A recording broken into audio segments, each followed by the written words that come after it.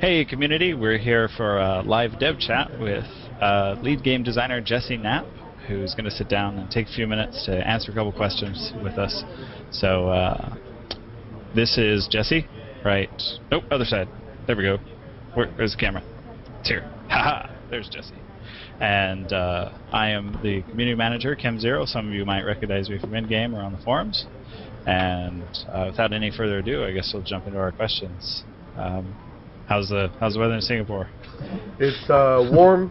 I think it's pretty sunny right now, so it's good.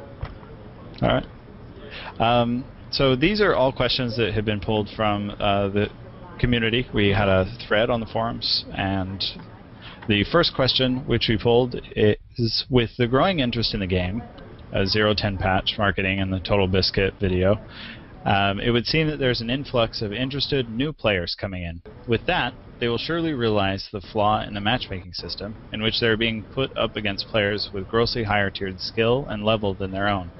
There has been threads in the forum that call for modification or change of this system, and several alternatives to do so.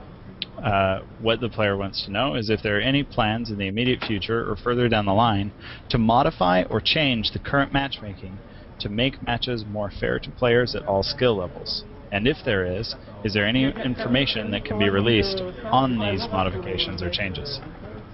So we, as you guys probably remember, had issues with certain players not being able to get matches because the settings were tuned, I think this was late last year, for a bit more quality. Now things have swung the other direction, as they oftentimes do, and we want more quality. So there's some tuning we'll be doing in the next few weeks to try to increase the chances. Whenever we're looking at the core matchmaking settings, it's a trade-off of wait time versus match quality.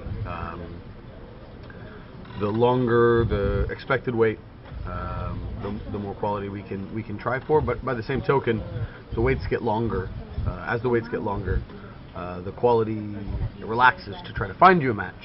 So when you're waiting a long time for a match, it's less certain anyways. So we do have some changes we hope to make soon to try to increase the chances of quality. And the bigger the influx of new players is, the more we can do that. There's some other changes to the skill calculation that we're looking at making as well, that are a little bit further down the road. And we're also looking at some fundamental areas of the match creation design, and trying to find ways to better empower you, the players, to really have a little bit more control over that experience, have a little bit more choice. But again, that one's a bigger effort, so further out. Okay. So moving on to our next question. Starter weapons are forever kept in your inventory. Would it be possible for them to be bought or sold for 0 RP so that more space is available in the inventory? So, I know this is going to sound silly to some, but basically, if you can sell all your weapons, you can enter a game without any weapons, and that's bad. So, right now, we have an old system that keeps you from selling your starter weapons.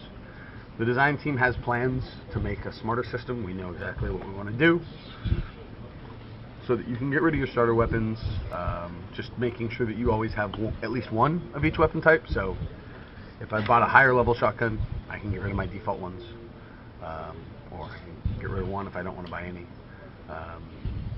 And I can always make sure that every player has one of each type of weapon they've already owned, while still giving them the freedom to get rid of ones they don't want.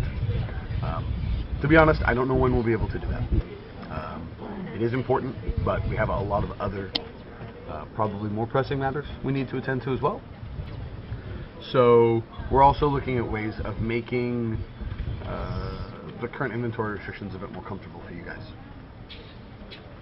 Okay. So moving on, question 3 is, with pistols, will there be a chance at seeing customization with sidearms? Yeah, so actually we've got some design docs we've had for a long time with customizable pistols that let you do things like mount certain subsets of scopes or extended magazine, maybe a silencer. It's definitely something we want to do. Again,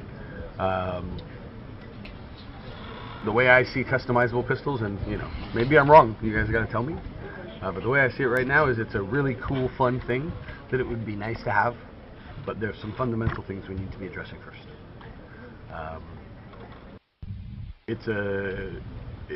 It's different than, we create new maps, we create new weapon variants and content regularly, and that's one part of our team that can just continue doing that.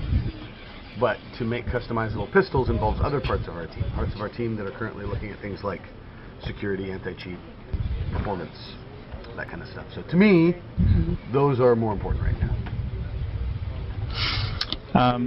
And this might be applicable to the team you just mentioned, but our next question says, is there any chance that vote kick or map vote will be implemented so the players can have a little more control over what happens in their matches?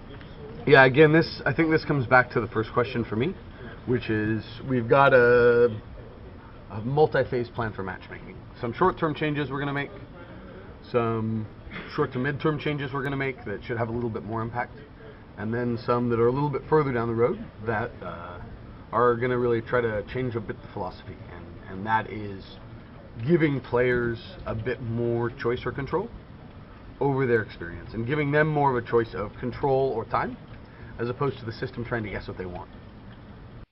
Okay. Well, I'm sure players can look forward to that. Yeah, I am.